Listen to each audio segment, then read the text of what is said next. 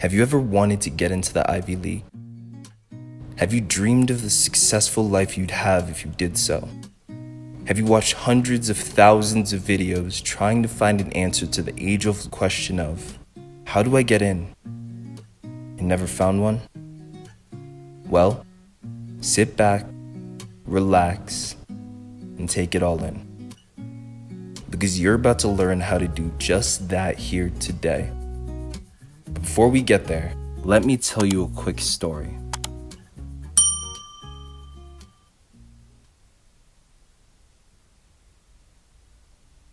It all started the spring of my senior year of high school. On a cool spring day in late March of 2018, I awaited the results of my Princeton, Harvard, Stanford, and Yale applications. Seconds turned to minutes as time slowed down to a near stop in the hours leading up to the dreaded application release time. After what felt like 5 years later, it was finally 7 p.m. I took a breath and opened up the application portal. My heart was racing as I anticipated the result. Would it be an acceptance? A rejection? What would the outcome of this decision be? The page loaded. Time slowed to a stop. I took another breath and clicked on the decision portion of the portal. Everything seemed to move in slow motion as this page loaded. 1 second, 2 seconds, 3 seconds, 4. It finally loaded. And almost immediately I saw a word that caught my eye and ultimately changed my life forever. Congratulations. I got into Princeton, Harvard, Stanford, and Yale in the spring of my senior year of high school. And if you're interested in the full story, head over to this video to learn some more about that. But in a nutshell, after I got into Princeton, I started working with a number of students and parents to help them get in as well. As I worked with and coached more students, I started picking up on a particular trend. The students I worked with who ended up going to Princeton, Harvard, Stanford, and Yale, my friends at the universities, and other people I knew who were students there, tended to have some things in common. Curious, I looked into this further, researching different YouTube videos to see if my observations were on the right track. And just like I thought, people who were accepted into certain schools like Princeton, Harvard, Stanford, and Yale tended to fall into certain archetypes, certain groups, and those who actually made it into the universities needed to have similarities in their application and how they went about getting into these type of schools. And that leads me right into this. If you haven't watched this video here, I suggest you pause here, watch it, then come back to this video to get a background on the different types of schools and the types of students each school tends to accept. However, as a quick refresher, the different school types are Humanities Havens, schools that specialize in the humanities and tend to accept students interested in those fields. Technology Towns, schools who specialize in the STEM fields and tend to accept students who are interested in STEM as well. Political Science Paradises, schools who specialize in politics and the social sciences and tend to accept students who are interested in those fields. And finally, Business Boroughs, schools who are dedicated to their business schools and accept students interested in business and the finance spaces. Similar to that on the student side, the 5 common student types are the STEM Scholar, a student whose resume is peppered and colored by their passion for and participation in the STEM fields. The Humanities Intellectual, a student whose extracurricular experience in high school is dominated by their experiences in the humanities. The Sharp Social Scientist, a student obsessed with the social sciences and spends a lot of their time exploring that passion. The Professional Polymath, the student who's interested in a number of different subjects and extracurriculars and does them all very well. And then finally, the Athletic Academic, an athletic student whose resume is mostly composed of their athletic achievements and accomplishments. Now, Stanford is a technology town, so the advice given in this video will be the best advice any student should apply if they hope to get into not only Stanford, but similar schools like it as well. With all that being said, here's the strategy and advice each type of student can use to get into a school like Stanford.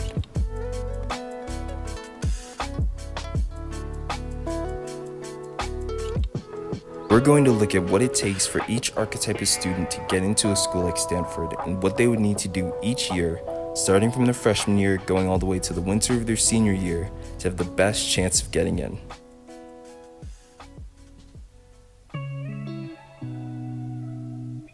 STEM scholars, unlike humanities intellectuals or sharp social scientists, get a boost in their odds of applying to a school no matter where they apply. In the case of Stanford, they on average get a 1.5 multiplier on their odds of making it into the school, which increases their odds from 5.2% to 7.8%. That's a fairly significant increase in their odds of making it into the school. In other words, their odds jump from about a 1 in 19 chance of making it to Stanford to about a 1 in 13 chance of making it into the school. Now let's take a look at what a person needs to do, starting from their freshman year, to be that 1 out of 13 who does in fact make it into Stanford. The cool summer breeze washes over your skin as you count down your final days of summer. It's the summer before your freshman year, and while you don't want summer to end, you're excited to begin high school and start something new. As I mentioned before when discussing sharp social scientists and humanities intellectuals, freshman year is where the college race starts. The actions you take your freshman year will compound and give you a much better chance of getting into the school of your dreams, or will make those dreams much harder to achieve. This year, for all students, is about exploration. This means that you should stay open-minded about the different classes you're taking, looking to see which, if any, you find interesting and figure out the things you don't want to do. Once you're able to answer that question, it becomes much easier to figure out what it is you actually do want to do. Some important questions you want to answer during this time are: 1. Which fields do I find the most interesting? Is it math and sciences or the humanities and social sciences? 2. Are there any sports that interest me enough into committing to them for a full season for a number of years in order to make a varsity position qualify for a leadership role? Figuring these two things out at this point in your high school career will give you a massive leg up over the competition and place you in a phenomenal position to succeed later on in your high school career. Now fast forward to the summer after your freshman year is over, and you're a little clear about what you do want to do. You know that you like math and science and aren't too keen on the humanities and social sciences, and not interested in participating in a sport for a number of years in your high school career. With that information figured out, you head into your sophomore year. Now you're a sophomore. You're not a rookie anymore. You're not quite a veteran at the school, but you know your way around and you're familiar with how the school works, are friendly with some of the students there, are friendly with some of the teachers there as well, and have a much better idea of your place in this school environment. This year, however, things are getting a bit more serious. You figured out that you like math and science more than humanities and social sciences and decide to focus on that. The benefit of being a STEM scholar is that you have a lot of room to figure yourself out and figure out what you do want to do, as compared with a humanities intellectual and a sharp social scientist. You can try your hand at a number of different STEM classes, like math, biology, chemistry, physics, forensic science, etc., figuring out what you do want and what you don't want so that you're in a much better position and have a much clearer idea of where you're going by the end of your junior year. If a student is interested in and leaning towards becoming a STEM scholar at this stage in their high school career, they need to ask themselves 3 critical questions for the end of this year. 1. Is there a particular STEM discipline I gravitate to? 2. If I am interested in the STEM fields, which classes do I need to take next year to put myself in a good academic position heading into my senior year? And then finally, 3. What STEM extracurriculars can I do and commit to starting in my sophomore year so that I can attain leadership positions in those clubs by the fall of my senior year? Answering those 3 questions will set a student up for maximum success when they truly start the college application process in the summer of their junior year. After a fairly relaxed summer of hanging out with friends, traveling with friends and family, and having a good time, we're back in school for the autumn of your junior year. Here's where things start to pick up. Now, out of all years in their high school career, the junior year of a STEM scholar's high school career is the most important. During this year, they have a number of questions to answer, things to complete, and places to visit before the start of their senior year. During this year, we advise STEM scholars applying to schools of an elite caliber like Stanford take AP classes in a number of different fields if possible. Courses like AP Calculus A, B, and BC, AP Statistics, AP Chemistry, AP Biology, AP Environmental Science, etc. fit this bill and are fantastic academic coursework for a student's high school resume. Beyond that, students who are of this archetype need to focus heavily on working on their own innovative projects and extracurriculars outside of school. This will be what truly separates those who will ultimately get into Stanford and those who will be frozen out of there. Now let's fast forward to the spring of your junior year. At this point, you're rounding the corner headed towards the final destination, the winter of your senior year. This is where things really start to pick up. During this time, a student should set themselves up early so that they're in a good position to be off to the races once they start their applications in the fall. Just like for the humanities, intellectual, and social scientists, this entails asking for recommendations from teachers you want early, usually in the spring of your junior year, touring the schools you're interested in that spring or the summer before your senior year, taking the SAT at least 2 times before the end of the summer before your senior year, and starting the process of writing the initial draft of your common application essays. With all this in place, you can fast forward to the summer after your junior year, where everything is taken into account. This summer is the most important summer for every single type of student, and this is no different for STEM scholars. Your goal for this summer is to finalize your application essays and do extensive research on the schools you're looking to apply to. By doing this, you'll be in a fantastic position to capitalize on the very thing that'll be key for you getting to Stanford: early admission. As mentioned before, I can do an entire video speaking on this point in time in students' application alone, but what matters is that you've completed as much as possible of your application to these various schools, or at least set yourself up to do so, before the autumn of your senior year. Now finally, we entered the autumn of your senior year of high school. Here's where we can go into the nitty-gritty as it relates to a specific strategy of applying to Stanford as a STEM scholar.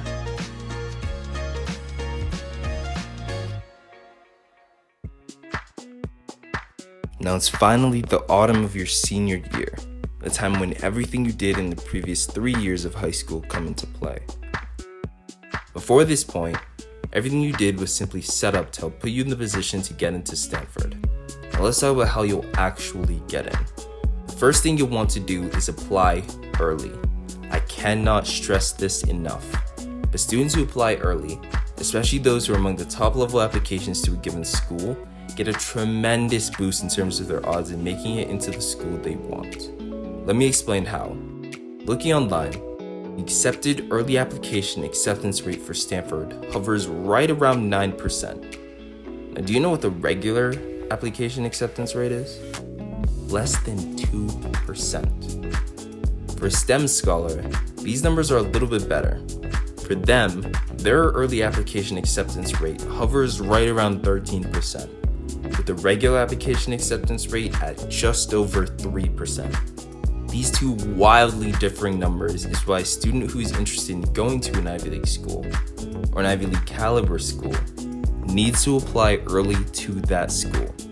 They get a substantial increase in their odds of getting in, because there are simply fewer people applying, and thus, more of a chance to wow an admission officer and claim those critical yes spots early. The next thing all STEM scholars should do if they want to be the 1 out of 13 STEM scholars who apply to Stanford and get in is focus on showing their innovative spirit and prowess in extracurricular projects. This is critical.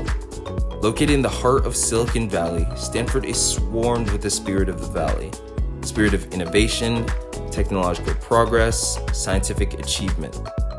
As a result, Stanford not only expects its STEM applicants to be elite academically, but also elite in their hands-on, self-made projects.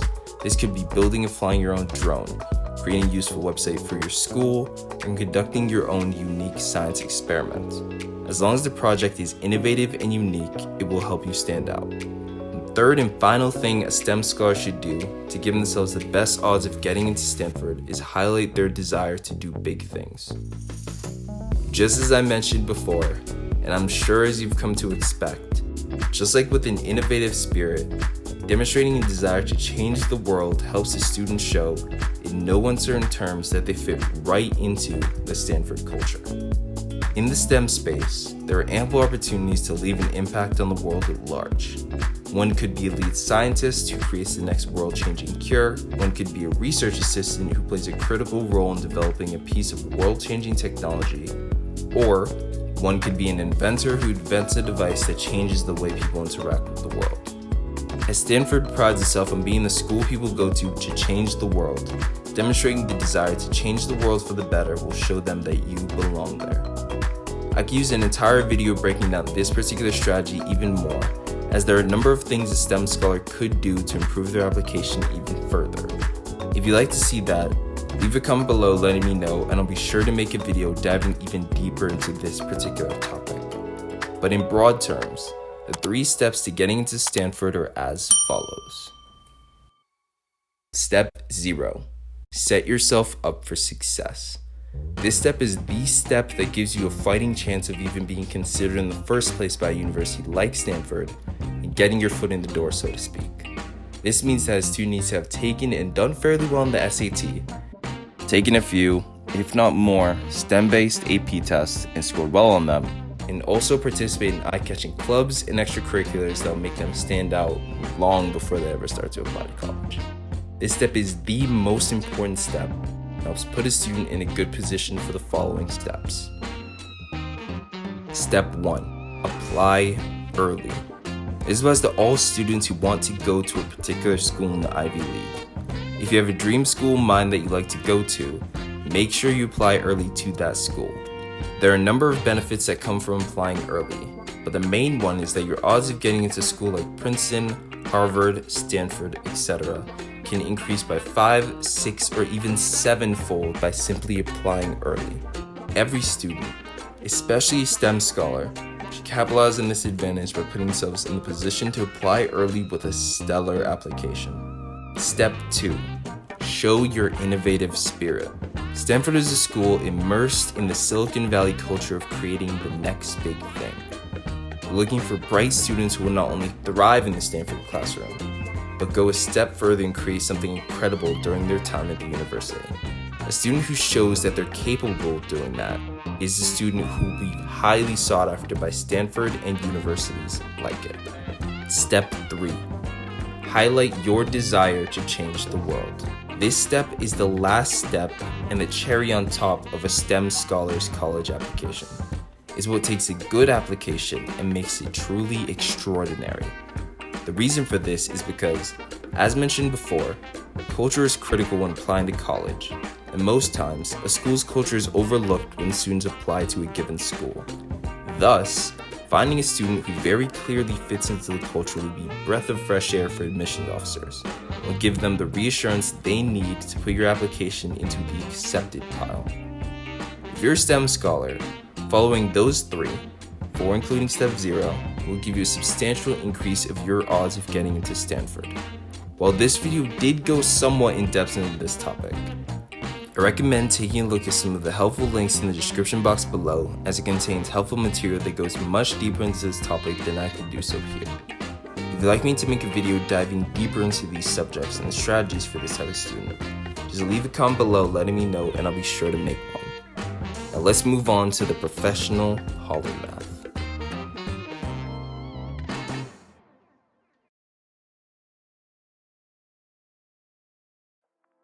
Thank you for watching the video. I appreciate all the likes, shares, subscriptions, support, everything. If you'd like to see another video or another school or a different student type in a different environment, just comment it down below and I'll be sure to do that. If you haven't seen the full video, just head to the first link in the description box below. It should be there, or wait 30 seconds till the end of this bit and you can click on the card to the full video or the card to the playlist that covers everything related to getting to Stanford for all the different student types. Thank you again for watching, and I'll see you soon with another video.